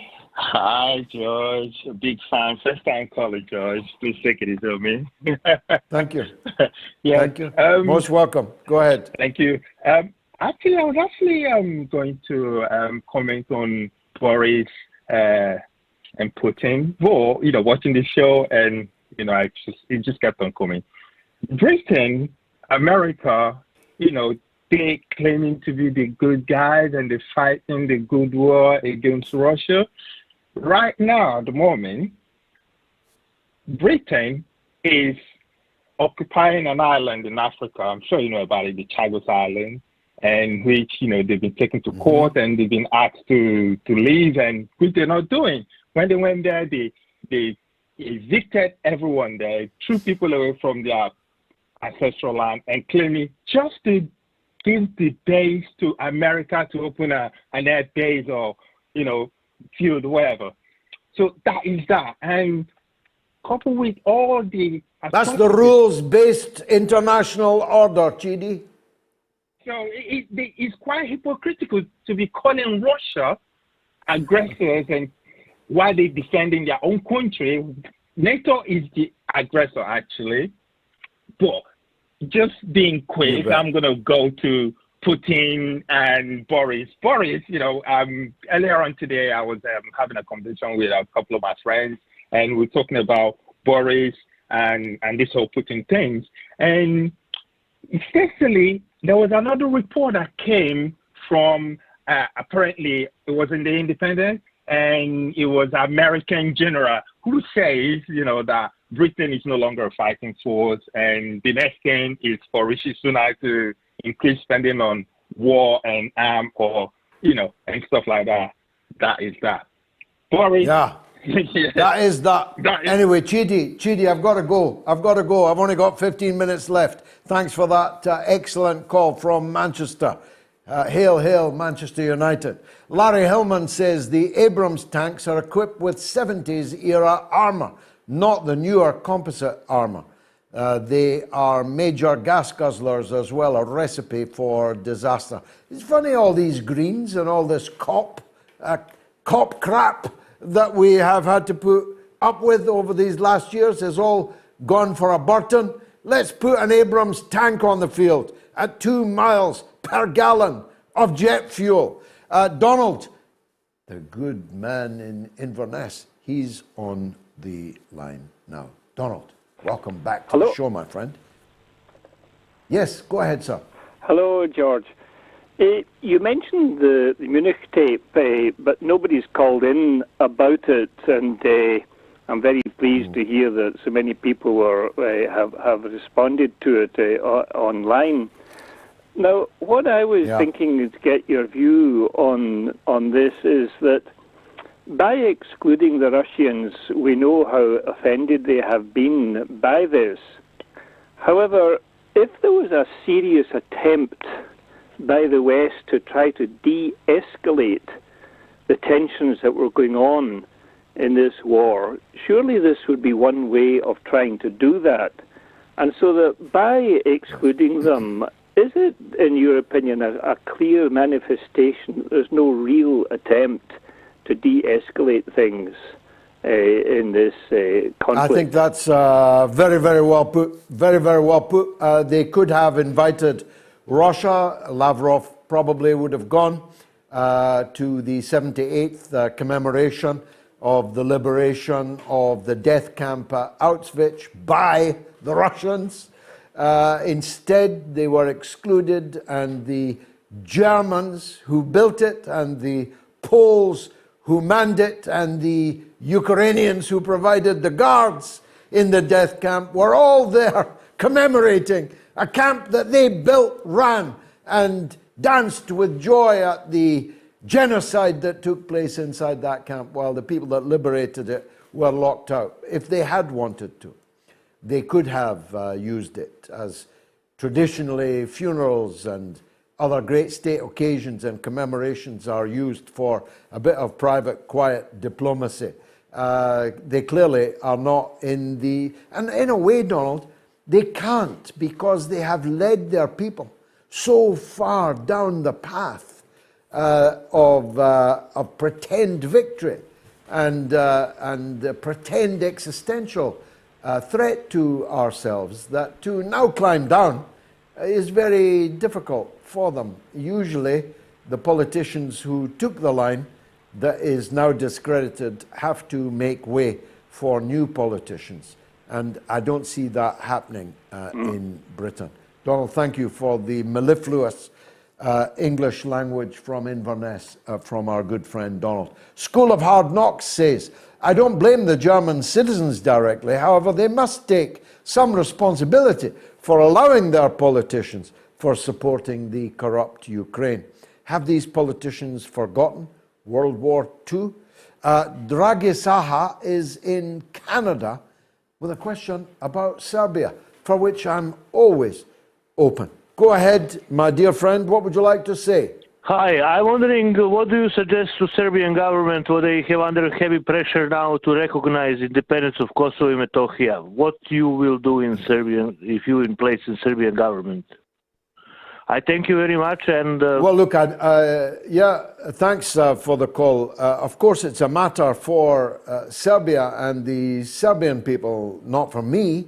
And because I have very good relations with Serbia and go there from time to time, I wouldn't like to intrude on their domestic politics, except in as much as I'd say this, that the notion that you can seize someone's territory and create a new state out of it without the permission or agreement of the state whose land you seized is, well, novel, especially when you have taken the world to the brink of World War III over precisely the same question in the Ukraine. That's all I'll say about that. Jack Klugman, regarding the poll video, Gigi dressing like a millennial. What's a millennial? I'd just come in from chopping wood, Jack. Give me a break. The wife surprised me with the camera. I thought it worked all right, but it'll never happen again. You'll never see me without a tie on again now that I've had that jibe thrust at me. Dan gives $19.99 US. Long live GG. Love you, George. Thank you, Dan. Nidjas gives £2. God bless you, George, and your endeavors for all. Thank you. Marco Smith, $2 American. Bojo the clown lies, Lee Camp knows. And James Mowat gives £5. Thanks, James. Kenneth, £8.99. Western sanctions have totally failed as the Russian economy is expected to grow by 0.3 in 2023 and 2.4% by 2024. According to the IMF, the Russian economy will do better than the UK. Indeed. So it's enough to make a horse laugh, really. Raymond is in Wales, in Swansea, on the subject of Joe Biden. Let's hear from him. Raymond, welcome. Oh, good evening, George. Good show again. Evening. I just wanted to point out something that you said. If let's say, like you've commented before about Joe Biden being like a puppet of like the whoever's behind the scenes, like running the show, and that whoever's the president is just a spokesperson. So I don't see any significant change happening in Ukraine unless there's like the election in 2024 that replaces Biden. But if what you say is true, then it doesn't really matter who's in the White House if there's like a conspiracy behind the White House that's controlling everything else. So is there any truth to that, or is that just like people not going to the moon, and flat Earth, and whatever else? Oh no, I'm not one of those. I happen to know the Earth is round, and I absolutely believe we went to the moon. So I don't think for a minute that I'm in that camp. But I think a president can make a difference. Jack Kennedy made a difference. That's why they murdered him. Donald Trump made a difference. And the prospect of Donald Trump again has got them in a state of total panic, because however bad he is on so many things, Donald Trump cannot be relied upon to follow the orders of the military-industrial complex. He has certain maverick characteristics which make him not a reliable option in that. And I'm one of those that believes, I've said it publicly many times, that they will have to find one way or another, and I underline that 3 times, of stopping Donald Trump coming back to power in 2024. But this war will be over a lot quicker than 2024. And my honest opinion is that Joe Biden will not be lighting the Christmas tree in the White House by the end of this year. In fact, he'll not be the one liberating the turkey at Thanksgiving either. Ingramosh 1 gives €10. Gigi, any plans to come to Germany anytime soon to talk some sense into the 54% of propagandized people here cheering on a war against Russia? Greetings from the sane and very much ashamed minority here. What a good idea. If somebody will organize for me to speak in Germany, I would be delighted to do so. I have the highest admiration for the great people of Germany. Some of the great heroes of my life have been German.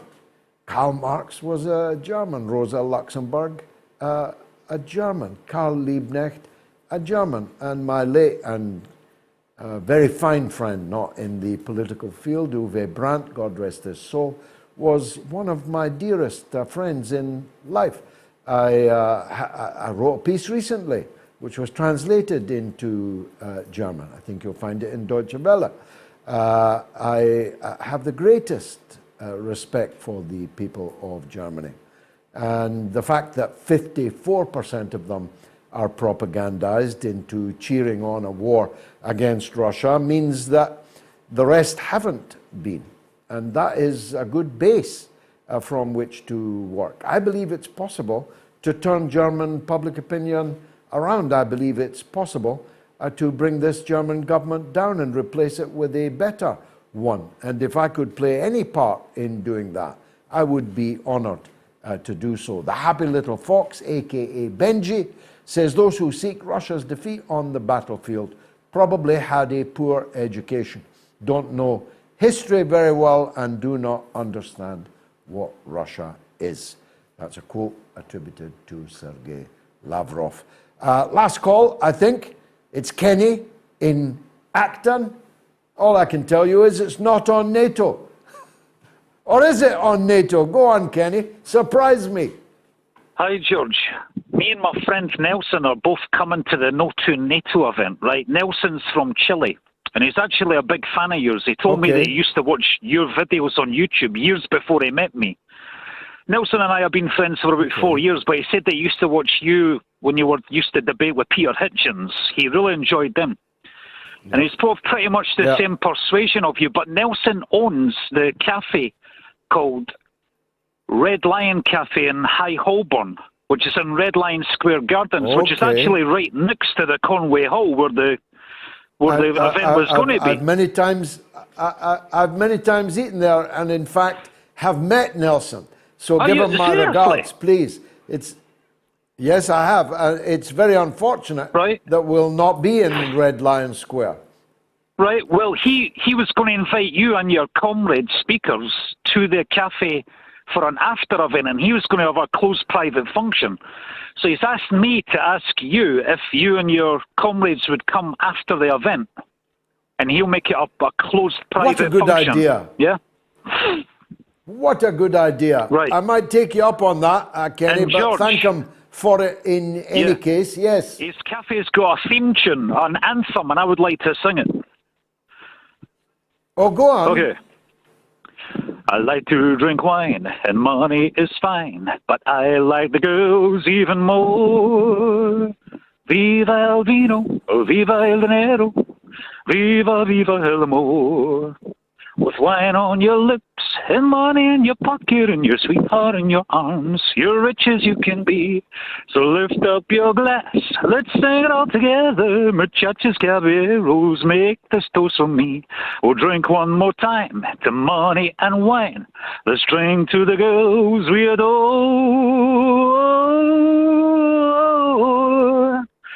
Viva el vino, viva el dinero, viva, viva el amor. Cha-cha-cha. Well, there you go, Kenny in Acton, bringing the show to a rip-roaring close. You can never tell what you're going to get on the mother of all talk shows. I do not endorse that song. I abhor vino and believe that dinero is, the love of dinero is the root of all evil. But it was a good turn, Kenny in Acton, and do give Nelson my regards. Unfortunately, that is all we've got time for, except to quickly review the poll and its importance. Putin denies Boris's death threat. Who do you believe? Well, out of 27,743 people, virtually no one, except the dogs of war, the mongrels of war on Twitter, believes Boris Johnson. Now, that is after an entire year of the most intense propaganda bombardment. A truly phenomenal result. And as I said earlier, in a sane news culture, this would be in tomorrow morning's newspapers. That despite all the propaganda, 96%, 98%, 97%, and 47% believe Putin rather than Johnson. This is something I've never seen before. Never imagined that the result of this poll, it was devised by me, I'm glad to say, it is well over double the biggest poll that we have ever had on the show, which is very encouraging. And the result is encouraging too. It shows that all is not what it seems. It shows that what seems like a docile, sheep-like, propagandized mass in the public is not necessarily so, that it is possible that if shown leadership, that the public can be rallied for a different line on the basis that the line we're on is a disaster for us and for the world. Which is why we in No to NATO, No to War are seeking to fill a vacuum. There is a total vacuum in British politics. There is no opposition in Parliament. Not a single MP in a House of 650 challenges the line that we are on in this war. This is unprecedented in the entire parliamentary history of this country. Charles James Fox, the greatest of all parliamentarians, tabled a motion in the House of Commons congratulating the people of France on the execution of their king and queen and looking forward to the day when the same fate befell the crowned heads of Europe. Charles Fox tabled that in the British Parliament. Now we have a British Parliament that is merely a rubber stamp, where the government and the opposition are one, two cheeks of the same arse, where not a single dissonant voice can be heard. And so we have no parliamentary democracy. We have no media plurality, even of the kind we had back 20 years ago at the time of the Iraq War, when under the editorship of Piers Morgan, the Daily Mirror opposed the war, and where someone like me would be on television or radio arguing against the war virtually every single day. 20 years on, none of that is true. Every newspaper is behind Joe Biden and the proxy war against Russia. Nobody like me will ever be on TV or on radio, will ever be allowed a column in the newspaper to argue a dissident point of view. And there is no meaningful, organized, clear, on the streets alternative being offered by any anti-war organization. So into that vacuum we have stepped. We are the new anti-war movement. Follow us on social media. No to NATO, no to war. And be with us in central London on the 25th of February as we seek to launch a mighty movement against war, against NATO, and for justice in our land and all lands. It's been marvelous for me. I hope it has been for you. And if it was, then please join us on Sunday for the mothership, for the original mother of all talk shows. 974,000 people watched MOATS in the last week. Make sure you bring another to join us. Good night.